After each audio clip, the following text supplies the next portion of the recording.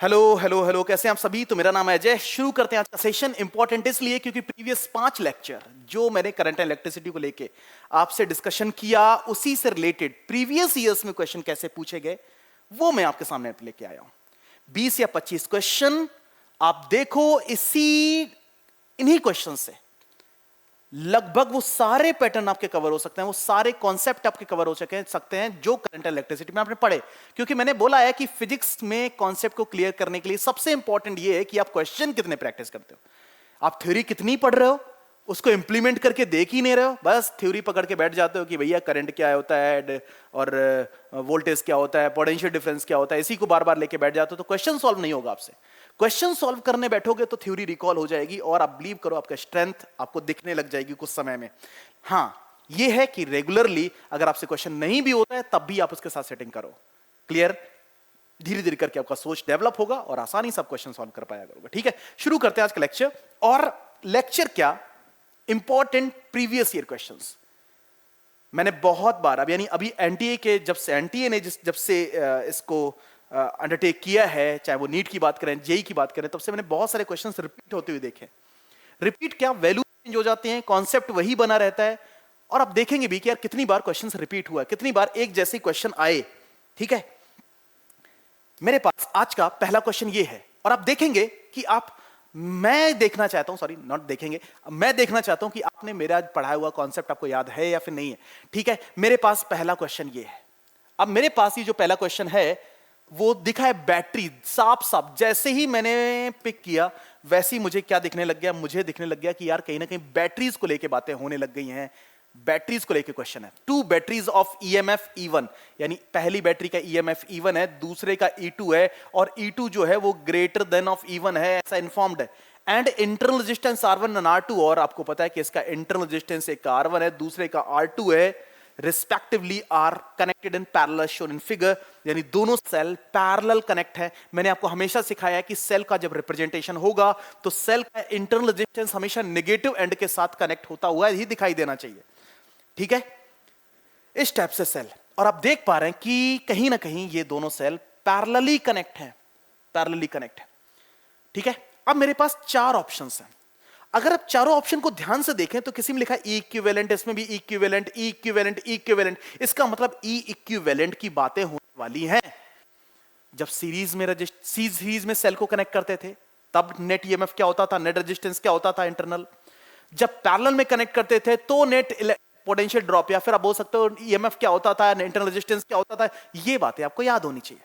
तो याद होगा, रिकॉल करते हैं भैया, अपने दिमाग को थोड़ा सा खोलो, बताओ उसको कि भैया नेट ईएमएफ, ई नेट का फॉर्मूला होता है summation of E I upon R I, I is equal to 1 to N divided by summation of 1 upon R I, I is equal to 1 to N, यानी ये formula हमने पढ़ा था।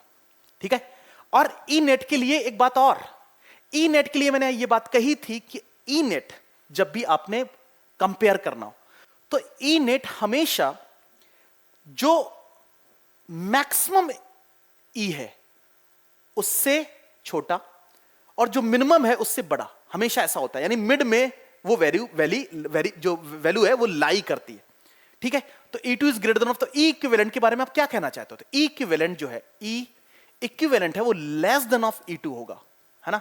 But E equivalent जो है, ई equivalent जो है वो ग्रेटर देन ऑफ E1 होगा, ऐसा आप ध्यान रख लो। तो इसका मतलब जो E2 की इक्विवेलेंट की वैल्यू है, इन दोनों वैल्यूज के बीच में कहीं ना कहीं लाई करेगी। आंसर देखो, 2 equivalent EMF, E equivalent of 2 cells between E1 and E2, ये बात जमती है, यानी ये बात जमती है। ठीक है, क्लियर? तो मेरे पास पहला आंसर ये है। अगर आप सेल को रिकॉल कर पा रहे हो तो आंसर भी आ जाएगा, कोई मुश्किल बात नहीं है। नेट ईएमएफ कैलकुलेट करना वो भी आएगा, net internal resistance find out करना वो भी आएगा। ठीक है, अगर मैं इसको एक एक्सटर्नल रेजिस्टेंस से कनेक्ट कर दूं तब क्या होगा, तब भी मुझे पता है। ठीक है, नेक्स्ट प्रश्न आपके सामने क्या है, देखो ध्यान से। मेरे पास प्रश्न ये है, फिर से 2 सेल, मतलब फिर से बैटरी को लेके बातचीत। 2 सेल ऑफ ईएमएफ, ना अप्रोक्सीमेटली 5 वोल्ट एंड 10 वोल्ट। एक का ईएमएफ है 5 वोल्ट और दूसरे का ईएमएफ है 10 volt. are to be accurately compared using potentiometer of length 400 centimetre. आपको याद होगा पोटेंशियोमीटर की शक्ल कैसी होती है।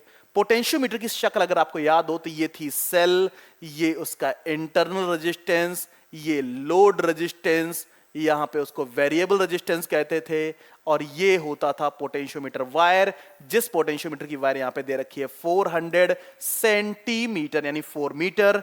ठीक है, अगर ईएमएफ सेल को आइडियल मान लिया जाए तो ईएमएफ ई और टर्मिनल वोल्टेज भी वही रहेगा, लोड रेजिस्टेंस आपके पास ये आरएल। इस टाइप का प्राइमरी सर्किट होता था, आपको याद हो शायद, है ना। यानी पोटेंशियोमीटर वाले चैप्टर में जाओ, पोटेंशियोमीटर वाले टॉपिक में जाओ। अभी जस्ट इससे पहले वाला लेक्चर ही पोटेंशियोमीटर को लेकर मैंने लिया था। ये पोटेंशियोमीटर का प्राइमरी सर्किट है। Accurately compared using the potentiometer of length 400 centimetre. 400 centimetre से एक सेल है जिसका ईएमएफ जो है वो कंपेयर किया जा रहा है ऐसे करके, और ये अननोन है। मैंने आपको हमेशा सिखाया है, क्या सिखाया है, कि ये वाला जो सेल है वो दो जगह काम कर रहा है, एक तो इस पे भी और इस पे भी। ठीक है, तो जो ई है इस पे काम कर रहा है, अगर आइडियल है तो इस पे काम कर रहा है, इस पे काम कर रहा है, अगर आइडियल नहीं है तो अंदर भी काम कर रहा है, तीन जगह काम कर रहा है ना। लेकिन हमेशा ध्यान में रखना होगा, जो ई ऑफ द पोटेंशियोमीटर है और ई जो अननोन है, ई जो पोटेंशियोमीटर है वो हमेशा ग्रेटर देन होना चाहिए ई अननोन के, नहीं तो डोमिनेटिंग कौन सा हो जाएगा, ये डोमिनेटिंग सेल बन जाएगा। अगर ये डोमिनेट कर गया तो आपको पता है इसमें सर्किट में करंट इसकी वजह से आ जाएगा। हमें ऐसा ध्यान में रखना है कि डोमिनेशन उसका रहे, डोमिनेट हमेशा वो करे। तो डोमिनेट हमेशा ये करे, इसका मतलब वो सेल को इससे बड़ा होना चाहिए, इसका मतलब वो आंसर 5 वोल्ट से भी बड़ा होना चाहिए और 10 वोल्ट से भी बड़ा होना चाहिए।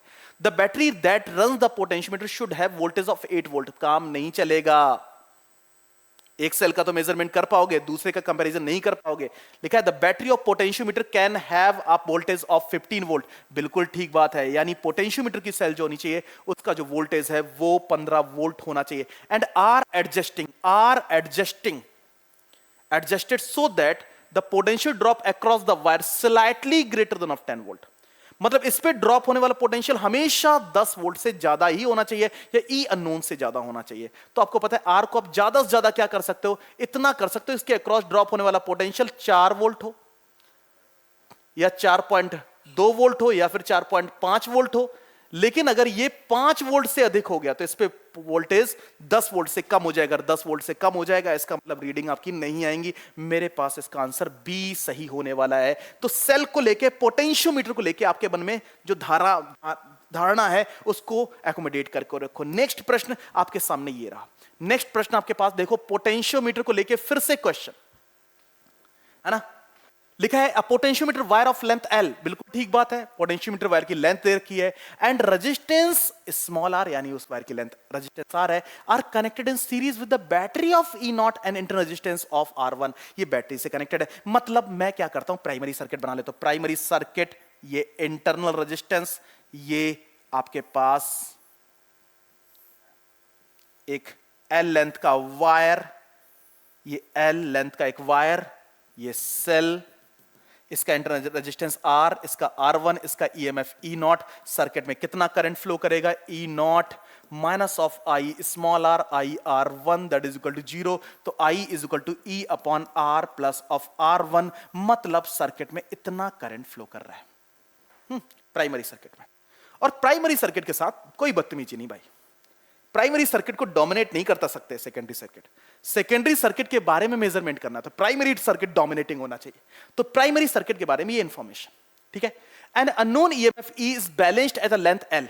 यानी आपने क्या किया, एक सेल लगाई जिसका ईएमएफ ई है, साथ में गैल्वेनोमीटर लगाया, बैलेंस पॉइंट अचीव किया कितनी लेंथ पे, एल लेंथ पे, इसका ई है।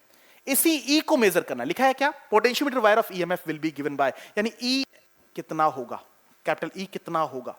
अब आपको बहुत अच्छे से पढ़ा चुके पोटेंशियोमीटर में कि भैया ये जो सेल है वो इस पूरे तार पे काम कर रही है, voltage drop per unit length, इस पे भी पोटेंशियल ड्रॉप होगा, है ना। यानी V बाई एल जो है, V by L potential drop per unit length, इसको ग्रेडियंट बोलते हैं, K से डिनोट करते हैं। ये कैसी वैल्यू, कांस्टेंट वैल्यू है, ये कांस्टेंट वैल्यू है, ठीक है, ये कांस्टेंट वैल्यू है, ठीक है, क्लियर। और आपको यह बात पता है कि सेल जितना काम इस हिस्से पे करेगी, अगर आप ध्यान से देखो जितना काम वो यहां करेगी, यहां से लेके यहां तक, ये सेल भी उतना ही काम करेगी। अगर वो इतना काम करेगी इसका मतलब तभी तो गैल्वेनोमीटर में पास होने में करंट जीरो होगा, ये तो आपको बहुत अच्छे से पता है। तो अगर मैं इस वाले पार्ट में ड्रॉप पोटेंशियल फाइंड आउट कर लूं तो क्या वो ई के बराबर होगा? बिल्कुल ठीक बात है। अगर मैं इस पॉइंट पोर्शन में पोटेंशियल ड्रॉप फाइंड आउट करना चाहता हूं तो इस पोर्शन का मुझे रेजिस्टेंस फाइंड आउट करना पड़ेगा। आपको पता है पूरा रेजिस्टेंस स्मॉल आर है, आर इज इक्वल टू होता है रो एल अपॉन ए, पूरे वायर का रेजिस्टेंस ये, उतने हिस्से का रो एल अपॉन ए दूसरा हिस्सा। अगर आप स्मॉल आर के टर्म्स में से लिखना चाहते हो तो R dash upon R is equal to rho L upon A upon rho capital A upon A, यानी एल अपॉन कैपिटल आर, तो R dash is equal to R small L upon capital L. ये आपको पता है उस हिस्से का resistance है, और अगर उस हिस्से का रेजिस्टेंस पता है तो इस हिस्से में ड्रॉप होने वाला पोटेंशियल भी पता है। पोटेंशियल क्या होता है? V is equal to I R, I हमें ऑलरेडी पता है, E nought upon R plus of R one into R. R आपके पास कितना है? R L upon capital L. कौन सा आंसर मैच करता हुआ दिखाई दे रहा है? जितना सेल इस हिस्से में पोटेंशियल ड्रॉप करेगा वो ई के बराबर होगा, तो ये ई के बराबर, तो ये आपके पास आएगा answer A. A is the right answer. ठीक है, तो यार आपको याद होगा कि जब मैं पोटेंशियोमीटर को सॉल्व करके सिखा रहा, सॉल्यूशन बता रहा था, तब भी तो मैंने यही सब कुछ करके दिखाया था। पोटेंशियोमीटर जब मैं एक्सप्लेन कर रहा तब भी मैं यही सब कुछ करके बता rहा था। नेक्स्ट प्रश्न पे चलते हैं, ज्यादा समय व्यतीत नहीं करेंगे यहां पे। नेक्स्ट प्रश्न भी पोटेंशियोमीटर को लेके ही है, थोड़ा बहुत लिखा है potentiometer wire is 100 centimetre long. एक पोटेंशियोमीटर है जिसका जो लेंथ है वो 100 सेंटीमीटर लॉन्ग है, and a constant potential difference is maintained across it. वो तो होता ही है, प्राइमरी सर्किट के साथ कोई छेड़खानी नहीं, प्राइमरी सर्किट बिल्कुल भी कुछ और मैनेज नहीं करता, जो है वही रहता है। Two cell are connected in series first, यानी दो सेल हैं जिसका ईएमएफ, एक का ईएमएफ E1 होगा, एक का ईएमएफ E2 होगा, क्योंकि आइडेंटिकल नहीं बोला है। Series first to support one another and then in opposite direction the balance point are obtained as 50 centimeter and 10 centimeter। यानी जो भी पॉइंट है ये जब दो सेल को इस टाइप से कनेक्ट कर, this is called series combination, positive negative. यानी आपको पता है कि जब सीरीज में कनेक्ट किया गया है ना, देखो ना लिखा है connected in series first to support another and then opposite direction. एक केस में सपोर्ट करने के लिए है ना E1, और एक केस में टर्मिनल की पोलैरिटी बदल दी गई, यानी ये ऐसे कनेक्ट किया गया। तो आपको पता है टर्मिनल की पोलैरिटी बदलती है तो बैलेंस पॉइंट, यानी टर्मिनल की पोलैरिटी अगर बदल दी तो पहले आपके पास पहले नेट ईएमएफ कितना था? E1 प्लस ऑफ E2, दोनों अननोन है, और अब आपके पास क्या होगा? E1 माइनस ऑफ E2 होगा कि नहीं? E1 प्लस ऑफ E2, और आपको पता है E1 प्लस ऑफ E2 जब कर रहे थे तो बैलेंस पॉइंट कहीं और मिल रहा था, जब E1 माइनस ऑफ E2 कर रहे थे तब बैलेंस पॉइंट अब कहीं और मिल रहा था। कंपैरिजन आपको बहुत अच्छे से पता है, E1 plus of E2 upon E1 minus of E2 that should be equal to, पहले केस में 50 सेंटीमीटर और दूसरे केस में 10 सेंटीमीटर। ऊपर से E1 कॉमन ले लो, E1 कॉमन लोगे तो 1 plus of E2 upon E1 बचेगा, और यहां से अपॉन में भी E1 कॉमन ले लो, E1 कॉमन ले तो 1 minus of E2 upon E1 मिलेगा, दैट इज इक्वल टू 5। ये आपके पास होगा। E1 से E1 गया, cross multiply this means 1 plus of E2 upon E1 that is equal to 5 times of, मतलब 5 minus of 5 E2 upon E1। इधर लेके आओ, उसको उधर लेके जाओ, तो 6 E2 upon E1 is equal to 4। तो E2 upon E1 that is 2 by 3, यानी E1 upon E2 that is equal to 3 by 2, 3:2 इसका रेशियो आ जाएगा। दोनों अननोन थे, दोनों की कैलकुलेशन मैंने कर ली, ठीक है, डन। तो इस प्रकार से आप ऐसे भी क्वेश्चन बन सकता है। पोटेंशियोमीटर की कल्पना, अवधारणा, उसका सर्किट एनालिसिस अच्छे से याद करो, क्वेश्चन आराम से सॉल्व हो जाएगा। नेक्स्ट प्रश्न आपके पास क्या है? नेक्स्ट प्रश्न आपके पास ये है, ठीक है, फिर से पोटेंशियोमीटर का क्वेश्चन ही देखने को मिल रहा है। लिखा है potentiometer is an accurate and versatile device to make electrical measurement of EMF because of method involve. आपको याद होगा एक्यूरेट वो तब है, याद होगा आपको, मैंने जब पोटेंशियोमीटर पढ़ाया था, एक्यूरेट वो इसलिए है बिकॉज ऑफ वो पोटेंशियल डिफरेंस है, ईएमएफ मेजर करता है, ईएमएफ मेजर और potential drop measure without any withdrawing the current, without withdrawing the withdraw the current through the main circuit, current through the main circuit, यानी main circuit से current withdraw किए बिना वो measurement करता है। सेकेंडरी सर्किट में कोई करंट नहीं, तो condition of no current flow the galvanometer, इस वजह से वो मेजर कर पा रहा है, क्योंकि गैल्वेनोमीटर से अगर करंट पास कर जाता तो इसका मतलब मेन सर्किट से करंट का एंटर कर जाना है ना। और आपको पता है इससे मेन सर्किट में करंट की कमी और इसकी वजह से मेजरमेंट भी रॉन्ग होने लग जाते हैं। तो ये प्रश्न भी आपको समझ आना चाहिए। नेक्स्ट प्रश्न क्या है? अब नेक्स्ट प्रश्न आपके पास ये है, ठीक है, फिर से बैटरी। यानी आपको याद होगा कि भैया एक टॉपिक पढ़ाए थे बैटरी, हम आपको अलग से पढ़ाए थे, और आपको पता है पोटेंशियोमीटर हम अलग से पढ़ाए थे। यानी अभी तक जितने भी क्वेश्चंस हमें मिल रहे हैं वो बैटरी या पोटेंशियोमीटर को लेके मिले। देखते हैं भैया इसमें क्या है। A battery consist of a variable number N of identical cell, N identical cell having inter resistance small R. Identical है मतलब ई सेम और आर सेम, ठीक है। विच कनेक्टेड इन सीरीज, जैसे ही दिमाग में सीरीज आया, नेट ईएमएफ एन ई और नेट रेजिस्टेंस एन आर, बिल्कुल ठीक बात है। एन सेल जो कि सीरीज में कनेक्ट कर दी गई, आइडेंटिकल सेल, और मुझे नेट ईएमएफ फाइंड आउट करना है तो मुझे नेट ईएमएफ कैलकुलेट करना आता है, ठीक है। और आपको पता है सेल अगर बनाऊं तो मैं ये आपके पास एक सेल बना देता हूं ऐसे करके, ठीक है, जिसका ईएमएफ कितना एन ई और जिसका इंटर रेजिस्टेंस है एन आर। शॉर्ट सर्किटेड, देखो ध्यान से क्वेश्चन में लिखा है शॉर्ट सर्किटेड। शॉर्ट सर्किट का मतलब अपने सीधा ऐसे लगा करंट फ्लो करेगा ऐसे करके, है ना। तो एनी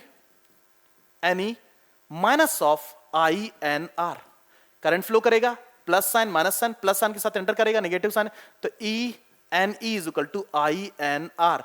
एन से एन कैंसिल, यानी आपके पास यहां पे आई इज इक्वल टू कितना आ जाएगा, ई अपॉन आर, यही तो आ जाएगा, ठीक है। और इसमें रिलेशन देखो ध्यान से, उसमें क्या बोला है, उसमें बोला है कि the relationship between I and N, यानी करंट और नंबर ऑफ सेल में कोई रिलेशन है क्या? Current and number of cell में कोई रिलेशन है क्या? तो भैया there is no relation between current and number of cell. तो इनडिपेंडेंसी यानी एन को कितना भी चेंज कर दो, आई पे कोई बदलाव नहीं आएगा अगर आइडेंटिकल सेल हैं तो। क्लियर है कि नहीं, हाँ या ना। और शॉर्ट सर्किटिंग की जा रही है तब के केस में आपके पास ये सिचुएशन मिलके तैयार हो जाती है। नेक्स्ट क्वेश्चन आपके पास ये है, आप देख पा रहे हो कि एमीटर और वोल्टमीटर लगे in the circuit shown below, the reading of the voltmeter and the ammeter will be, reading में कंपैरिजन करना है। यहां पे एमीटर लगा, ध्यान रखना इन सभी को अपने आइडियल मान के कैलकुलेशन करनी है। मैं चाहता हूं कि ये क्वेश्चन आप लोग अपने तरफ से सॉल्व करें कि I1 और I2 में क्या रिलेशन होगा और वोल्टमीटर यानी V1 और V2 में क्या रिलेशन होगा, रीडिंग में रिलेशन क्या होगा। इस क्वेश्चन को आप लोग सॉल्व करके लेके आए, क्योंकि मुश्किल क्वेश्चन नहीं है। मैं आपको बार बार सर्किट एनालिसिस में ये बात बता चुका हूं कि जो एमीटर होता है उसको सीरीज में कनेक्ट करते हैं। अब ध्यान से देखो, अगर आप नेट करंट फाइंड आउट कर पाए, नेट करंट फाइंड आउट कर पाए तो उस केस में एमीटर की रीडिंग आएगी। इसमें नेट करंट फाइंड आउट कर गया, एमीटर की रीडिंग आ जाएगी। ये वोल्टमीटर किस रेजिस्टेंस के अक्रॉस पैरेलली कनेक्ट है, वोल्टमीटर की रीडिंग आएगी। ये वोल्टमीटर किस रेजिस्टेंस के साथ पैरेलली कनेक्ट है, इस वोल्टमीटर की रीडिंग आएगी, जिससे आप कंपैरिजन कर सकते हो। तो ये क्वेश्चन आप लोगों ने करना है। नेक्स्ट प्रश्न आपके सामने ये रहा, देखते हैं क्वेश्चन क्या है। आप एक बात नोटिस कर रहे हो कि मैं जो क्वेश्चन आपके सामने लिख रहा हूं वो एनसीईआरटी को फॉलो करता हुआ आ रहा है। यानी एनसीईआरटी खुद में इतना कॉन्फिडेंट बुक है, या फिर आप बोल सकते हो कि आपको भी उस पर कॉन्फिडेंस आना चाहिए, लेकिन थ्योरेटिकली नहीं, न्यूमेरिकली। थ्योरी आप प्लीज जब उससे पढ़ने जाएं तो थोड़ा सा अपने आप को रिस्ट्रिक्ट करें। क्यों? क्योंकि थ्योरी कहीं ना कहीं कॉम्प्लिकेसी क्रिएट कर रही होती है वहां पे। Which of the following graph represent the variation of resistivity with the temperature. अब रजिस्टिविटी और टेम्परेचर का रिलेशन, अब आपको ये बहुत अच्छे से पता है कि रजिस्टिविटी को हम प्रॉपर्टी कहते हैं और ये मटेरियल डिपेंडेंट होती है, मटेरियल डिपेंडेंट होती है, और रो की वैल्यू होती है m upon N E square tau. ये आपके पास रो की वैल्यू होती है। Mass of the electron, n for the number of electron, e for the charge on electron, tau for the relaxation time. अब एक बात बता देना चाहता हूं भैया, जो टाउ है रिलैक्सेशन टाइम, वैसे ये मटेरियल डिपेंडेंट है, दैट्स वाई वैल्यू कांस्टेंट आती है, लेकिन ये टेम्परेचर पे वेरी कर जाता है ना। सिंपल सी बात, टेम्परेचर बढ़ाओगे तो रिलैक्सेशन टाइम घट जाएगा, रिलैक्सेशन टाइम घट जाएगा तो रजिस्टिविटी बढ़ जाएगी। किस ऑर्डर में बढ़ेगी? That is rho is equal to rho not bracket 1 plus of alpha delta T. यहां पे temperature coefficient alpha, that is rho is equal to rho not plus of rho not alpha delta T. यानी rho और temperature के साथ इस प्रकार का कुछ relation. Linear with Y intercept, linear with y intercept. अगर आपसे कहा जाए कि इसका स्लोप हमें क्या देता है, तो ध्यान से देखो, mx की जगह क्या लिखा हुआ, m की जगह क्या लिखा हुआ है, m is equal to rho not alpha. इसका मतलब हमें slope of the graph m not alpha देता है, y इंटरसेप्ट क्या देता है, रो नॉट दे देता है। ठीक है, तो मेरे पास इस प्रकार का क्वेश्चन बनकर ये वाला आंसर बनके तैयार होगा। क्लियर है कि नहीं? तो ये क्वेश्चन भी फ्रेम हो सकता है। नेक्स्ट क्वेश्चन आपके पास क्या है? नेक्स्ट क्वेश्चन ये देखो, लिखा है the colour code of the resistance is given. बोलो, अब कलर कोड से रिलेटेड एक क्वेश्चन आ गया। अब कलर कोड के केस में आपको याद होगा, B B Roy go Britain for very good wife. इस प्रकार से आप कलर कोड को याद रखो। नंबरिंग लिख दो, 0 1 2 3 4 5 6 7 8 एंड 9 नंबरिंग। शुरुआत के जो दो कलर होते हैं, ये दो कलर, ये आपको डेसिमल वैल्यू बताते हैं, डेसिमल वैल्यू इन्फॉर्म करते हैं। ये जो कलर होता है ये साइंटिफिक वैल्यू आपको देता है, साइंटिफिक वैल्यू आपको देता है। और ये कलर आपको टॉलरेंस बताता है इस रेजिस्टेंस की, ये आपको याद होगा। ठीक है, ठीक है। B for black, black, brown, brown. इसी में सबसे ज्यादा कंफ्यूजन होता है। R for the red, O for the orange, Y for the yellow, green, blue, violet, gray and white। इस टाइप से आप इसके नंबरिंग याद कर लेते हो। अब मुझे बताओ कि येलो किस नंबर पे है? येलो 4 नंबर पे है। वॉयलेट किस नंबर पे है? 7 नंबर पे है। तो 4 डेसिमल नंबर, 7 आप होते ये साइंड। ब्राउन किस नंबर पे? ब्राउन मींस 1, यानी 10 रेस्ट पावर 1, यानी 10 रेस्ट पावर पावर के ऑर्डर में ये है। और टॉलरेंस कितनी आपको पता है? गोल्ड, गोल्ड की टॉलरेंस यहां पे लिख दो। जो गोल्ड की टॉलरेंस होती है, यानी कलर गोल्ड है तो 5%, अगर सिल्वर है तो 10% टॉलरेंस, और no colour, no colour that is 20% tolerance के साथ आप उसको डिनोट करेंगे। ठीक है, तो क्या आंसर होगा? 4 7 इंटू 10 रेस्ट पावर 1, यानी 4 7 into 10 raised power 1 plus minus of 5% ओम, ये आंसर हो जाएगा। यानी 470 प्लस माइनस ऑफ 5%, ये आपके पास आंसर होगा। ठीक है, clear? The value of resistance, यानी अगर मार्केट से आप बाय करने जाते हो और कलर कोड के हेल्प से आप रेजिस्टेंस कैलकुलेट करना चाहते हो, तो आप इस प्रकार से कैलकुलेट कर सकते हो। आपने ये याद रखना है, बीबी रॉय वो go Britain for very good wife, उसके केस में आप इसका आंसर दे पाओगे। नेक्स्ट क्वेश्चन आपके पास कुछ ये रहा। नेक्स्ट क्वेश्चन आप देखो, फ्रेम करो, मुश्किल नहीं है, आसान है। लिखा है resistance wire connected in the left gap of the metre bridge. अब मीटर ब्रिज जैसे ही आया, मीटर ब्रिज बना लो। ये लेफ्ट गैप, ये राइट गैप, और यहां पे 1 मीटर का एक तार, यहां पे गैल्वेनोमीटर, और यहां पे एक बैलेंस पॉइंट। ठीक है, अब लिखा है resistance wire connected in the left gap of the metre. Resistance wire, wire आपने कनेक्ट किया, जिसकी और बैलेंस किसको किया? दैट इज 10 ओम, 10 ओम, है ना।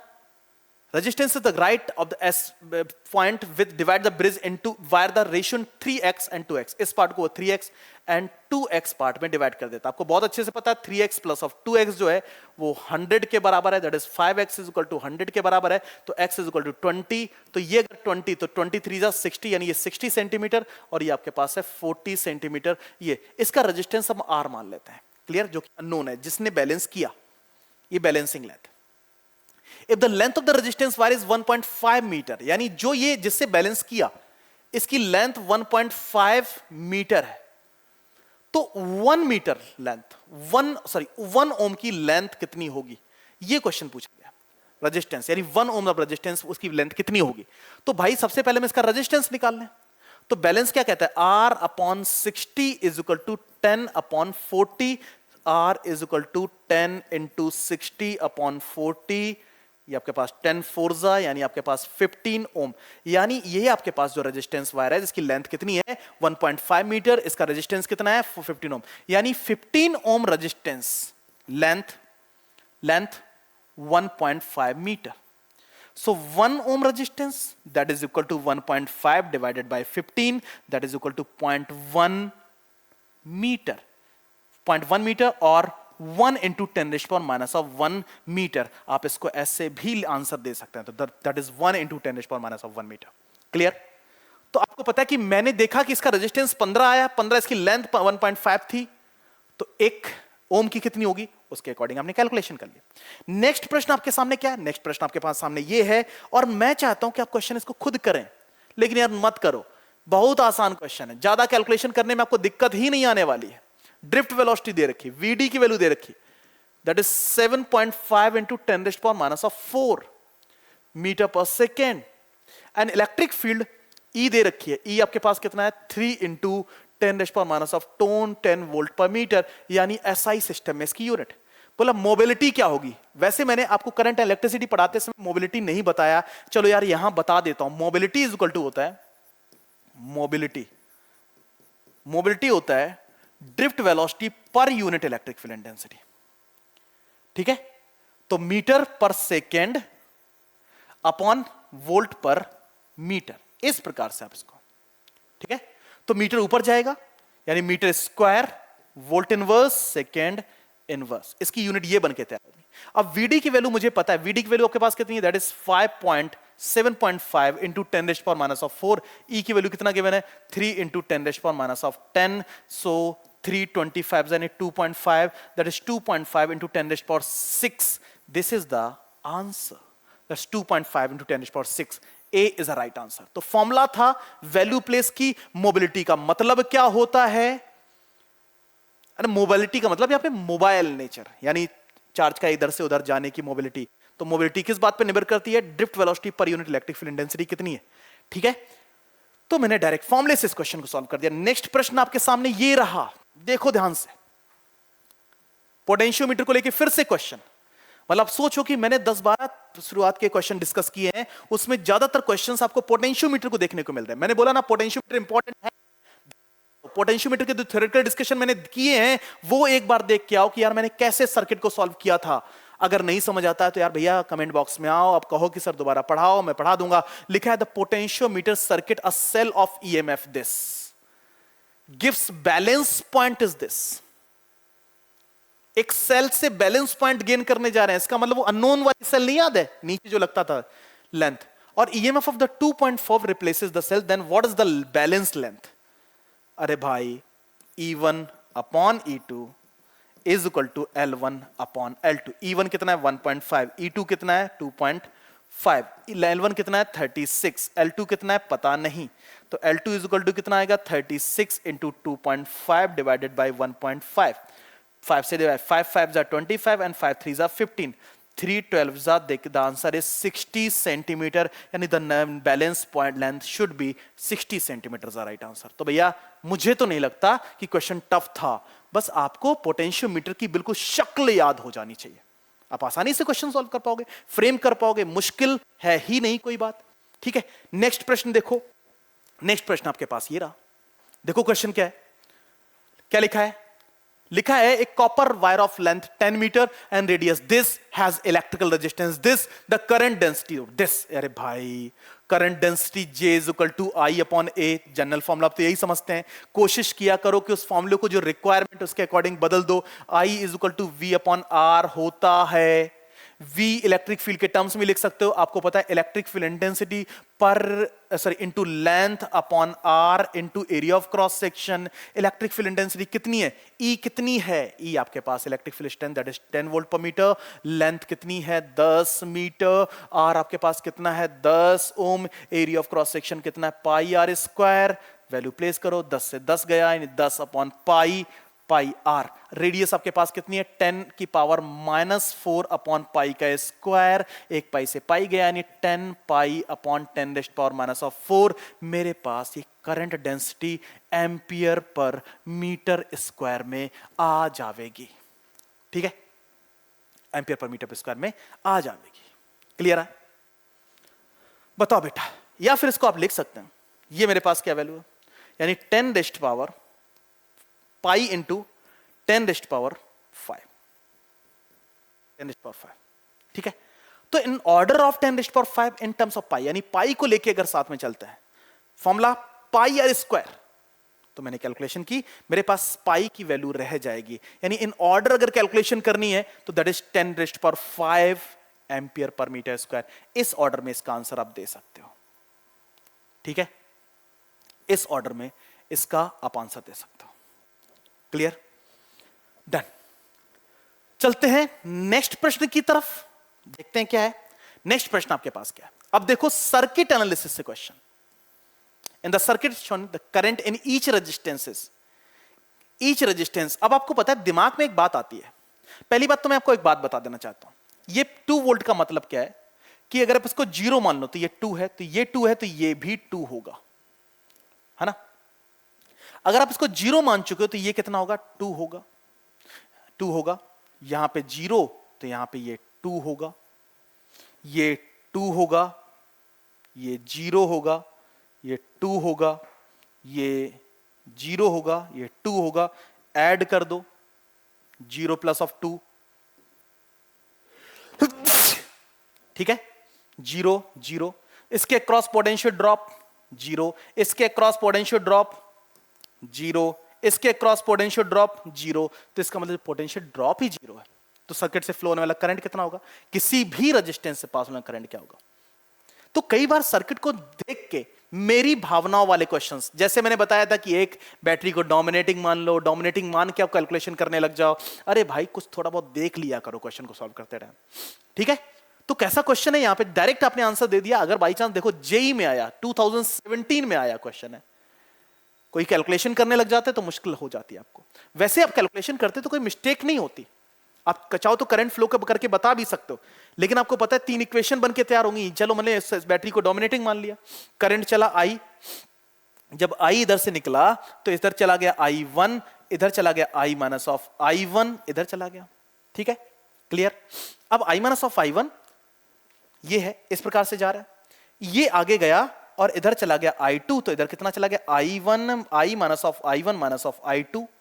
ये इधर गया, ये इधर गया, ये इधर गया, ये इधर गया, ये I2 इसके साथ यहां पे आके कितना हो गया I माइनस ऑफ I1, फिर यहां से कितना होगा I माइनस ऑफ I1, और ये I1 ऐड होकर फिर से कितना हो गया I। इस प्रकार से सर्किट, 3 सर्किट, ये सर्किट, ये सर्किट और ये वाला सर्किट, 3 सर्किट आप बनाओगे तो आप कैलकुलेशन करने जाना, तो हो सकता है कि आपको कैलकुलेशन में कुछ ना कुछ मिले। लेकिन मैंने बोला ना कि कई बार सर्किट को आप इस प्रकार से भी सॉल्व कर लिया करो, कुछ सोच समझ के आंसर दिया करो, ठीक है। 3 इक्वेशन बनाओगे तो 100% आपके पास यहाँ पे I1, I2 और I3 की कुछ ऐसी वैल्यूज मिलेंगी जिससे नेट करंट सभी रेजिस्टेंस से पास होता हुआ आपको 0 दिखाई देगा। आप चाहो तो करके देख लो, ठीक है। नेक्स्ट प्रश्न आपके सामने क्या है, देखो यार, नेक्स्ट प्रश्न आपके पास है।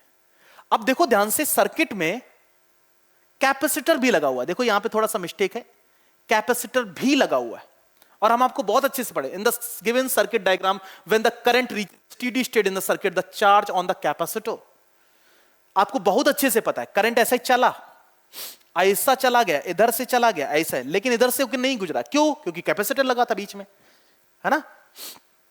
तो अगर मैं इस वाले पोर्शन में किरचॉफ लगा दूं, करंट आई था, ठीक है, तो E minus of I small r minus of IR2 is equal to 0, clear. इसमें तो यहां से आप I की वैल्यू कैलकुलेट कर सकते हो, that is E upon R plus of R2। इतना करंट इस वाले पोर्शन से करंट निकल रहा है। इस वाले पोर्शन में करंट कितना है, 0, यानी R1 से पास होने वाला करंट कितना है, 0, ठीक है। लेकिन ये वाला कैपेसिटर चार्ज तो हुआ होगा भाई, सर्किट में करंट स्टेडी स्टेट में इसमें फ्लो कर रहा है, लेकिन यार बैटरी का पॉजिटिव टर्मिनल से कनेक्टेड है, तो इसका मतलब इससे कुछ इलेक्ट्रॉन निकाले होंगे, तो ये पॉजिटिव चार्ज, ये नेगेटिव चार्ज, इलेक्ट्रॉन निकाले होंगे, फ्लो हुआ होगा। इसका मतलब यहां पे एक बल्ब लगा होता, बल्ब कुछ देर के लिए ब्लिंक करता, देर का मतलब माइक्रो सेकेंड और मिली सेकेंड, ठीक है।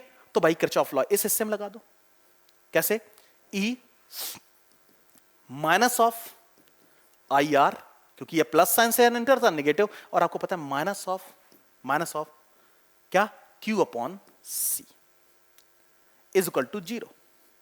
तो E minus of I small r is equal to Q upon C। Charge calculate करना, चार्ज ऑन द कैपेसिटर, तो Q इज इक्वल टू कितना, C E minus of I small r। I की value मुझे already पता है कितनी है, Q is equal to C E minus of I कितना है, E upon R1 R plus of R2।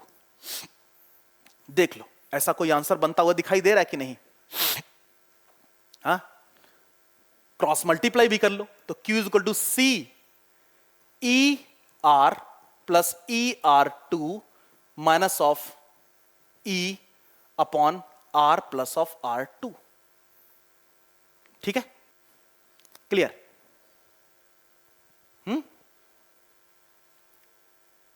बोलो बोलो, जल्दी बोलो, जल्दी बोलो, जल्दी बोलो। Q अपॉन C, मैंने किरचॉफ लॉ लगाया हुआ है इस वाले पोर्शन में, E minus of I R minus of Q upon C is equal to 0, तो Q upon C is equal to 0, C यहां पे multiply E minus of I R, I की वैल्यू मैंने प्लेस कर दी, इससे पास होना करंट 0 था तो इससे कोई मतलब नहीं है, ये आपके पास है, ठीक है? तो मेरे पास यही आंसर बनता हुआ दिखाई दे रहा है, क्यों?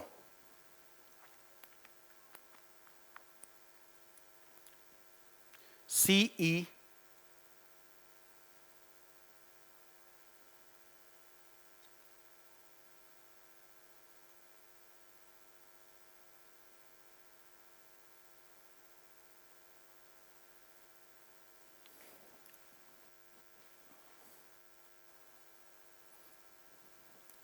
ओके, तो ये वाला मिस्टेक है ना? क्या मिस्टेक? यार देखो यहां पे आपने आर लिखा नहीं था, थोड़ा मिस्टेक है। क्या मिस्टेक है? दोबारा से कर लो इसको। क्या है? E minus I R is equal to C, तो C is equal to, sorry, Q is equal to कितना गया? C E minus I, I कितना आपके पास? आई आपके पास है E upon R plus of R2 into R, ये है कि नहीं? ठीक है, तो Q is equal to C E R plus E R2 minus of E R upon R plus of R2, E R C R cancel, तो ये आपके पास क्या बना? C E R2 upon R plus of R2, ये आपके पास answer बन गया, C E R2 upon R plus of R2, तो ए इज द राइट आंसर, है ना? तो ये थोड़ा सा मिस्टेक था, इसको आप एक बार देख लेना। और देखो जेई मेन 2017 में क्वेश्चन पूछा गया और एनसीईआरटी से पिक करके आपको सामने दे रही है। मेरे पास नेक्स्ट क्वेश्चन कुछ ये भी है, देखो यार, मैं कुछ क्वेश्चंस आपको भी करने के लिए देता हूं। हमेशा मैंने आपको हमेशा दिखा है कि प्लीज आप कुछ क्वेश्चंस खुद से भी करने की कोशिश करें। मेरे पास ये क्वेश्चन है, ये आपका होमवर्क है, ट्राई करना और कमेंट बॉक्स में आके आंसर करने की कोशिश करना।